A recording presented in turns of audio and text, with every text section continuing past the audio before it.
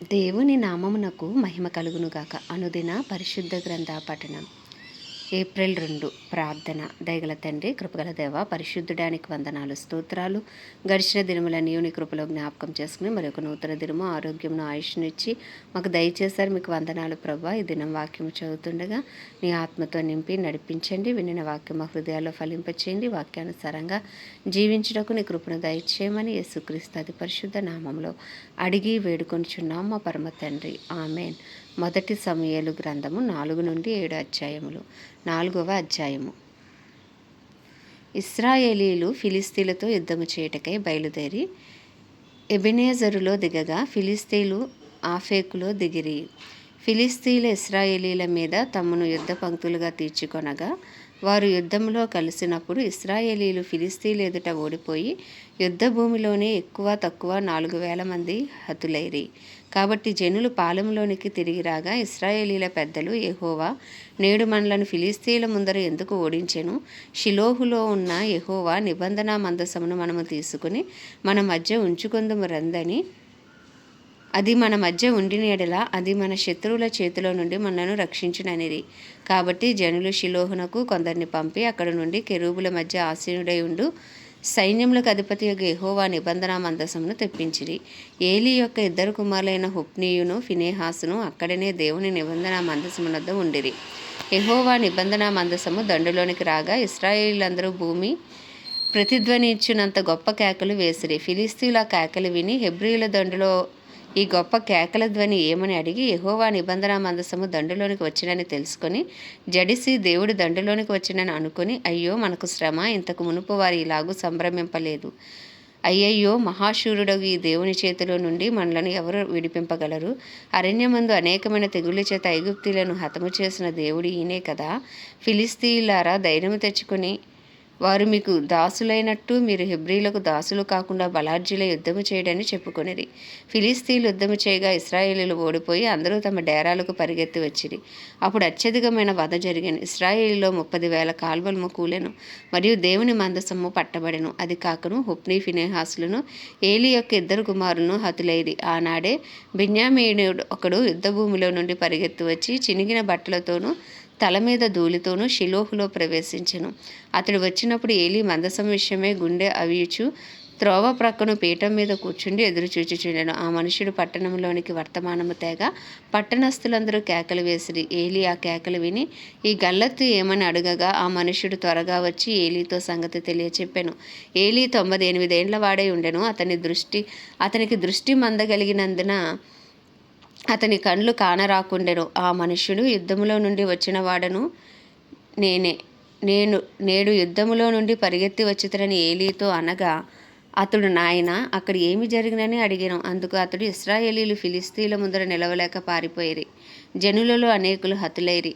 హొఫ్నీ ఫినెహాసు అను నీ 2 కుమారులు మృతులైరి మరియు దేవుని మందసం పట్టబడెను అని చెప్పెను. దేవుని మందసమును అను మాట అతడు పలుకగానే ఏలీ ద్వారము దగ్గరనున్న పీఠం మీద నుండి వెనుకకు పడి పెడ విరిగి చనిపోయిను. ఏలయనగా అతడు వృద్ధుడై బహు స్థూలదేహి అయి ఉండెను. అతడు 40 సంవత్సరములు ఇశ్రాయేలీలకు న్యాయము తీర్చెను. ఏలీ కోడలగు ఫినెహాసు భార్యకు అప్పటికి గర్భము కలిగి కనుప్రొద్దులాలై ఉండగా దేవుని యొక్క మందసము పట్టబడిననియు తన మామయ్యును తన పెనిమిటియు చనిపోయిరనియు ఆమె విని నొప్పులు తగిలి మోకాల మీద కృంగి ప్రసవమాయెను. ఆమె మృతునందుచుండగా దగ్గర నిలిచి ఉన్న స్త్రీలు ఆమెతో, భయపడవద్దు, కుమారుని కంటివనిరి. గాని ఆమె ప్రత్యుత్తరం ఇయ్యకియు లక్ష్య పెట్టకియు ఉండినదై దేవుని మందసము పట్టబడినదను సంగతి తన మామయ్యు పెనిమిటియు చనిపోయిన సంగతిని తెలుసుకుని ప్రభావం ఇశ్రాయేల్లో నుండి పోయినని చెప్పి తనకు బిడ్డకు ఇకాబోదు అను పేరు పెట్టెను. దేవుని మందసం పట్టబడిపోయినందున ప్రభావం ఇశ్రాయేల్లో నుండి చెరపట్టబడిపోయినని ఆమె చెప్పెను. సమూయేలు గ్రంథము 5వ అధ్యాయము. ఫిలిస్తీయులు దేవుని మందసమును పట్టుకుని ఎబెనేజరు నుండి అష్డోదునకు తీసుకుని వచ్చి దాగోను గుడిలో దాగోను ఎదుట దాన్ని ఉంచిరి. అయితే మరునాడు అష్డోదు వారు ప్రాతకాలమందు లేగా, ఇదిగో దాగోను యెహోవా మందసం ఎదుట నేలన బోర్లబడి ఉండెను కనుక వారు దాగోనును లేవనెత్తి వాని స్థానమందు మరలా ఉంచిరి. ఆ మరునాడు వారు ఉదయమునే లేవగా దాగోను యెహోవా మందసం ఎదుట నేలను బోర్లబడి ఉండెను. దాగోను యొక్క తలయు 2 అరచేతులను తెగవేయబడి గడప దగ్గర పడి ఉండెను. వాని మొండెము మాత్రము వానికి మిగిలి ఉండెను. కాబట్టి దాగోను యాజకులేమి దాగోను గుడికి వచ్చేవారేమి నేటి వరకు ఎవరునూ అష్టోదులో దాగోను యొక్క గుడి గడపను త్రొక్కుటలేదు. యెహోవా హస్తము అష్టోదు మీద భారముగా ఉండెను. అష్టోదు వారిని దాని సరిహద్దుల్లో ఉన్న వారిని ఆయన గడ్డల రోగముతో మొత్తి వారిని హతము చేయగా అష్టోదు వారు సంభవించిన దాన్ని చూచి ఇశ్రాయేలీల దేవుని హస్తం మన మీదను మన దేవతకు దాగోను మీదను బహుభారముగా ఉన్నదే. ఆయన మందసం మన మధ్య ఉండుటయే దీనికి కారణము కదా. అది ఇక మన మధ్య ఉండకూడదని చెప్పుకొని ఫిలిస్తీన్ల సర్దారులందరినీ పిలువనంపించి ఇశ్రాయేలీల దేవుని మందసమును మనం ఏమి చేయుదుమని అడిగిరి. అందుకు వారు ఇశ్రాయేలీలు దేవుని మందసం ఇక్కడ నుండి గాతు పట్టణమునకు పంపుడని చెప్పగా జనులు ఇశ్రాయేలీల దేవుని మందసమును అక్కడ నుండి గాతునకు మోసుకొని పోయిరి. అయితే వారు అష్టోదు నుండి గాతునకు దానిని మోసుకొని పోయిన తర్వాత యెహోవా హస్తము ఆ పట్టణపు పెద్దలకు పిన్నలకును రహస్య స్థానములలో గడ్డలు లేపి వారిని మొత్తి గొప్ప నాశనము చేసెను. వారు దేవుని మందసమును ఎక్రోనునకు పంపివేయగా దేవుని మందసం ఎక్రోనులోనికి వచ్చినప్పుడు ఎక్రోనీయులు కేకలు వేసి మనలను మన జనులను చంపవేయవలనని వీరు ఇశ్రాయేలీల దేవుని మందసమును మన యొద్దకు తీసుకుని వచ్చిరనెను. కాగా జనులు ఫిలిస్తీన్ల సర్దారులందరినీ పిలువనంపించి ఇశ్రాయేలీల దేవుని మందసం మనలను మన జనులను చంపకుండునట్లు స్వస్థాపనమునకు దానిని పంపించుడనిరి. దేవుని హస్తమొకడు బహు భారముగా ఉండెను గనుక మరణ భయము ఆ పట్టణస్థులందరినీ పట్టి ఉండెను. చావక మిగిలి ఉన్నవారు గడ్డల రోగము చేత మొత్తబడిరి. ఆ పట్టణస్థుల కేకలు ఆకాశం వరకు వినబడెను. 6వ అధ్యాయము. యెహోవా మందసము 7 నెలలు ఫిలిస్తీన్ల దేశము అందుండిన తర్వాత ఫిలిస్తీన్ల యాజకులను శకునము చూచి వారిని పిలువనంపించి యెహోవా మందసమును ఏమి చేయుదుమో ఏమి చేసి స్వస్థలమునకు దానిని పంపుదుమో తెలియజెప్పుడనగా వారు ఇశ్రాయేలీల దేవుని మందసమును పంపివేయను ఉద్దేశించిన ఎడల ఊరకే పంపక ఏ విధము చేతనైనా ఆయనకు అర్థమైన అర్పణము చెల్లించి పంపవలను. అప్పుడు మీరు స్వస్థత నుండి ఆయన హస్తం మీ మీద నుండి ఎందుకు తీయబడక ఉండెనో మీరు తెలుసుకుందురనిరి. ఫిలిస్తీన్లు మనం ఆయనకు చెల్లింపవలసిన అపరాధార్థమైన అర్పణం ఏదని వారిని అడుగగా వారు మీ అందరి మీదను మీ సర్దారుల అందరి మీదను ఉన్న తెగులు ఒక్కటే గనుక ఫిలిస్తీన్ల సర్దారులు లెక్క చొప్పున 5 బంగారపు గడ్డల రూపములను 5 బంగారపు పందికొక్కులను చెల్లింపవలెను.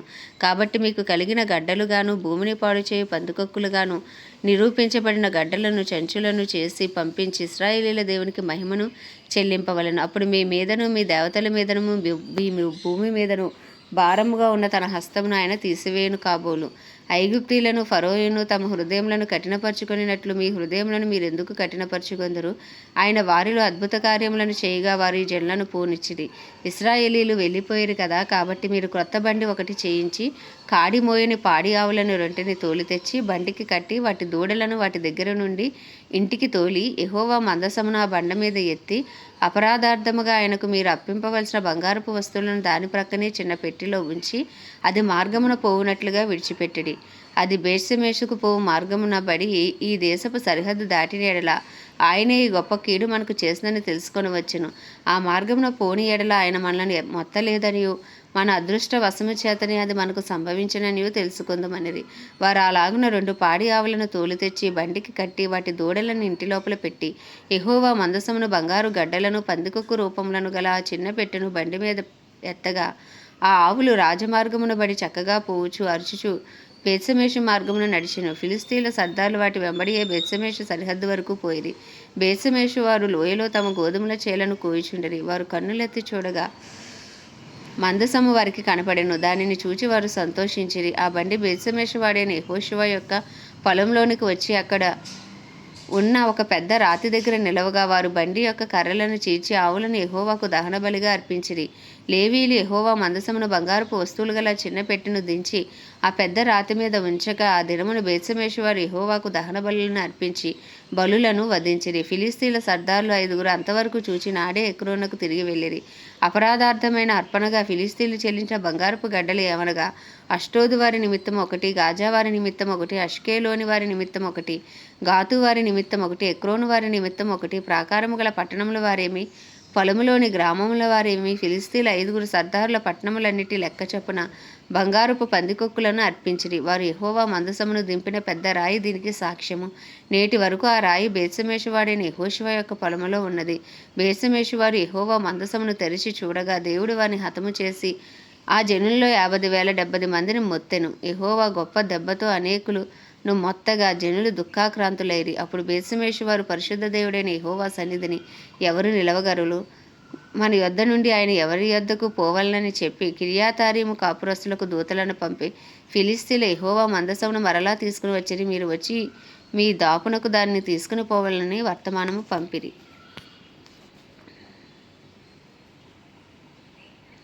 7వ అధ్యాయం. అంతటి కిర్యాతారీము వారు వచ్చి యెహోవా మందసమును తీసుకొని పోయి కొండయందే ఉండే అబీనాదాబు ఇంట చేర్చి దానిని కాపాడుటకే అతని కుమారుడైన ఎలియాజరును ప్రతిష్ఠించిరి. మందసము కిర్యాతారీములో ఉండిన కాలం 20 సంవత్సరములాయెను.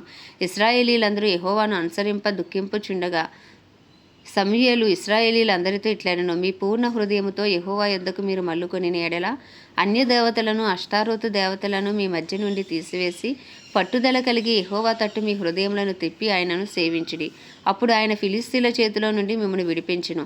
అంతటి ఇశ్రాయేలీలు బయలుదేవతలను అష్టారోతు దేవతలను తీసివేసి యెహోవాను మాత్రమే సేవించిరి. అంతటా సమూయేలు ఇశ్రాయేలీలందరినీ మిస్పాకు పిలవనంపుడి, నేను మీ పక్షమున యెహోవాను ప్రార్థన చేతునని చెప్పగా వారు మిస్మాలో కూడుకొని నీళ్లు చేది యెహోవా సన్నిధిని కుమ్మరించి ఆ దినము ఉపవాసముండి యెహోవా దృష్టికి మేము పాపాత్ములమని ఒప్పుకొనిరి. మిస్పాలో సమూయేలు ఇశ్రాయేలీలకు న్యాయము తీర్చుచూ వచ్చెను. ఇశ్రాయేలీలు మిస్పాలో కూడియున్నారని ఫిలిష్తీయులు వినినప్పుడు ఫిలిష్తీయుల సర్దారులు ఇశ్రాయేలు మీదకు వచ్చిరి. ఈ సంగతి ఇశ్రాయేలీలు విని ఫిలిష్తీయులకు భయపడి మన దేవుడైన యెహోవాను ఫిలిష్తీయుల చేతిలో నుండి మనలను రక్షించినట్లుగా మా కొరకు ఆయనను ప్రార్థన చేయటం మానవద్దని సమూయేలు నొద్ద మనవి చేసిరి. సమూయేలు పాడు విడువని ఒక గొర్రెపిల్లను తెచ్చి యెహోవాకు సర్వాంగ బలిగా అర్పించి ఇశ్రాయేలీల పక్షమున యెహోవాను ప్రార్థన చేయగా యెహోవా అతని ప్రార్థన అంగీకరించెను. సమూయేలు దహనబలి అర్పించుచుండగా ఫిలిష్తీయులు యుద్ధము చేయుటకై ఇశ్రాయేలీల మీదకి వచ్చిరి. అయితే యెహోవా ఆ దినమున ఫిలిష్తీయుల మీద మెండుగా ఉరుములు ఉరిమించి వారిని తారుమారు చేయగా వారు ఇశ్రాయేలీల చేత ఓడిపోయిరి. ఇశ్రాయేలీలు మిస్పాలో నుండి బయలుదేరి బేత్కారు వరకు ఫిలిష్తీయులను తరిమి హతము చేసిరి. అప్పుడు సమూయేలు ఒక రాయి తీసి మిస్పాకును షేనుకును మధ్య దానిని నిలిపి ఇంతవరకు యెహోవా మనకు సహాయము చేసినని చెప్పి దానికి ఎబెనెజరు అని పేరు పెట్టెను. ఈలాగున ఫిలిష్తీయులు అనపబడిన వారే ఇశ్రాయేలు సరిహద్దులోనికి తిరిగి రాక ఆగిపోయిరి. సమూయేలు ఉండిన దినములన్నిటినూ యెహోవా హస్తము ఫిలిష్తీయులకు విరోధముగా ఉండెను. మరియు ఫిలిష్తీయులు ఇశ్రాయేలీల యొద్ద నుండి పట్టుకున్న పట్టణములు ఇశ్రాయేలీలకు తిరిగి వచ్చెను. ఎక్రోను నుండి గాతు వరకున్న గ్రామములను వాటి పొలములను ఇశ్రాయేలీలు ఫిలిష్తీయుల చేతిలో నుండి విడిపించిరి. మరియు ఇశ్రాయేలీలకును అమోరీయులకును సమాధానము కలిగెను. సమూయేలు తాను బ్రతికిన దినములన్నీ ఇశ్రాయేలీలకు న్యాయాధిపతిగా ఉండెను. ఏటేటా అతడు బేతేలునకు గిల్గాలునకు మిస్పాకును తిరుగుచు ఆ స్థలముల యందు ఇశ్రాయేలీలకు న్యాయము తీర్చుచూ వచ్చెను. మరియు అతని ఇల్లు రామాలో నుండినందున అచ్చటికి తిరిగి వచ్చి అచ్చట కూడాను న్యాయము తీర్చుచుండెను. మరియు అతడు అక్కడ యెహోవాకు ఒక బలిపీఠము కట్టెను. ఆమేన్. దేవుడి పరిశుద్ధ వాక్యము మన వినికిడిలో దీవించును గాక. ప్రార్థన. దయగల తండ్రి, కృపగల దేవ, పరిశుద్ధుడానికి వందనాలు, స్తోత్రాలు. జీవాధిపతి, న్యాయాధిపతి, మృత్యుంజయుడా, మహిమా ఘనతకు అర్హుడా, యోగ్యుడా, పూజుడా, కృపను చూపుటకు ఐశ్వర్యవంతుడా, కృపా సత్య సంపూర్ణుడా, నీకు వందనాలు, స్తోత్రాలు. ప్రభా, ఈ దినం వినిన వాక్యము మా హృదయాలు ఫలింపచేయండి నాయన. వాక్యానుసారంగా జీవించే కృపను దయచేయండి ప్రభా. అయ్యా, నీకే వందనం, స్తోత్రాలు చెల్లించుకుంటున్నాం ప్రభా. నాయన ఇదిగో మందసము దాగోను గుడిలో ఉంచినప్పుడు ప్రభా, ఇగో దాగోను దేవత నాయన బోర్ల పడింది ప్రభా. నాయన ఇగో నీ మందసానికి అంత శక్తి ఉంది ప్రభా. నీకు వందనాలు, స్తోత్రాలు ప్రభా. అయ్యా, నీ మందసమును బట్టి వందనాలు, స్తోత్రాలు, స్తుతులు చెల్లించుకుంటున్నాం. అయ్యా, ఫిలిష్తీయుల చేతిలో నాయన ఇశ్రాయేలును విడిపించిన దేవుడవు ప్రభా, నీకు వందనాలు, స్తోత్రాలు. నాయన యుద్ధము జరిగించే దేవుడవు నీవే తండ్రి, నీకు వందనాలు. గొప్ప దేవుడా, నీకే వందనాలు, స్తోత్రాలు. ఈ దినం వాక్యం ద్వారా మమ్మల్ని బలపరిచినందుకు మీకే స్తుతులు, స్తోత్రాలు చెల్లించుకుంటున్నాం. అయ్యా, మా అపరాధములు, మా పాపములు, మా దోషములు, అతిక్రమములు ఈ ఉదయకాలంలో ఒప్పుకొని నాయన నీ పరిశుద్ధ రక్తంలో కడుక్కుంటున్నాం ప్రభా. మమ్మల్ని నిందారైతులుగా, నీతిమంతులుగా తీర్చండి. మా కుటుంబంలో ప్రతి ఒక్కరిని అయ్యా దర్శించండి. పాపక్షమాపణ దయచేయండి, పశ్చాత్తాపం దయచేయండి, మారు మనసు, రక్షణ భాగ్యము దయచేయమని వేడుకొంచున్నాం ప్రభా. మా పట్టణాన్ని దర్శించండి, మా పట్టణాన్ని రక్షించండి నాయన. మా పట్టణంలో ఏ ఒక్క ఆత్మ నశించిపోకుండా కృపను అనుగ్రహించండి. మా బంధువులు, స్నేహితులు, ఇరుగు పొరుగు అందరి కొరకు ప్రార్థిస్తున్నాం. అందరికీ కృప కలుగునుగాక. అయ్యా, రక్షణార్థమైన కృప విస్తరించునుగాక నాయన. అలాగే దైవజనులు అందరి కొరకు, సేవకులు సేవకురాండ్ర కొరకు ప్రార్థిస్తున్నాం ప్రభా. నీ కృప కలుగును గాక నాయన. వారందరికీ గొప్ప అయ్యా వారందరూ చేసే పనుల్లో మీరు తోడై ఉండి నడిపించండి ప్రభా. వారి అవసరతలన్నీ నీ మహిమేశ్వరంలో తీర్చమని ప్రార్థిస్తున్నాం తండ్రి. క్రైస్తవులందరినీ రూపాంతరపరిచి నీ రూపులోకి మార్చుకోండి. నీ చిత్తానుసారులుగా నీ హృదయానుసారులుగా ఉండే కృపను మీరు దయచేయండి ప్రభా. డినామినేషన్స్ భేదములు తొలగించి అందరూ ఏకతాటిపైకి వచ్చే కృపను మీరు అనుగ్రహించండి అయ్యా నాయన.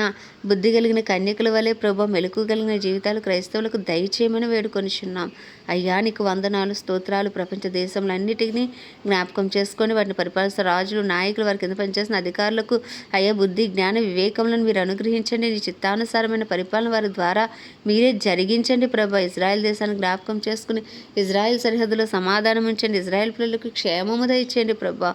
అయ్యా ఇజ్రాయెల్లో నీ చిత్తము జరిగించండి నాయన. నీకే వందనాలు తండ్రి. ఇజ్రాయెల్ ఇరాన్ అయ్యా తండ్రి అమెరికా మధ్య జరుగుతున్న వారి విషయంలో మీరే కృప చూపండి నాయన. మీరు జోక్యం చేసుకోండి నాయన. నీ చిత్తము జరిగించండి ప్రభా తండ్రి. నీకు వందనాలు అయ్యా. మా భారతదేశాన్ని మీ హస్తాలకు అప్పచెప్పుకుంటున్నాం. దగ్గర దగ్గర 150 కోట్ల భారతదేశ ప్రజల మనోనేత్రాలు వెలిగించండి. హృదయాలు తెరవండి నాయన. రాతి గుండెలు తీసి మాంసం గుండెలు పెట్టండి ప్రభా. అయ్యా నీ పేరు పెట్టబడిన నీ జనులు తమను తాము తగ్గించుకుని పాపం విడిచి చేసిన ప్రార్థనలకు అయ్యా జవాబు దయచేయండి నాయన. మా దేశానికి శారీరకంగా మానసికంగా ఆధ్యాత్మికంగా ఆర్థికంగా రాజకీయ పరంగా సాంఘిక పరంగా స్వస్థత యేసు నామంలో కలుగునుగా కానీ ప్రార్థిస్తున్నాం తండ్రి. మా దేశ ప్రధాని కానీ ప్రెసిడెంట్ వైస్ ప్రెసిడెంట్ చీఫ్ మినిస్టర్లు గవర్నర్లు ఎమ్మెల్యేలు ఎంపీలు అందరికీ నీ కృప కలుగునుగా కానీ చిత్తానుసారమైన పరిపాలన వారి ద్వారా జరుగునుగా కానీ ప్రార్థిస్తూ ప్రభు నాయన ఉదయకాలమున మా దేశాన్ని మీ హస్తాలకు అప్పచెప్పుకుంటూ ఈ చిన్ని ప్రార్థనను నీ పాద సన్నిధికి చేర్చుకోమని యేసుక్రీస్తు అతి పరిశుద్ధ నామంలో అడిగి వేడుకొనిచున్నాం మా పరమ తండ్రి. ఆమేన్. పరలోకమందున మా తండ్రి నీ నామం పరిశుద్ధపరచబడును గాక. నీ రాజ్యము వచ్చును గాక. నీ చిత్తం పరలోకంలో నెరవేర్చబడుచున్నట్లు భూమి యందు నెరవేర్చబడును గాక. మనదిన ఆహారము నేడు మాకు దయచేయమని. అపరాధం చేసిన వారిని మేము క్షమించిన ప్రకారం అపరాధములు క్షమించము. మమ్మల్ని శోధనలోకి తేక దుష్టుని భార్య నుండి తప్పించము. ఎందుకంటే రాజ్యము బలము శక్తి మహిమయు నీవై ఉన్నది. ఆమేన్. ప్రభు యేసు రక్తమే జయం. ప్రభు యేసు వాక్యమే విజయం. ప్రభు యేసు నామంలో సంపూర్ణ విజయము కలుగును గాక. ఆమేన్ ఆమేన్ ఆమేన్.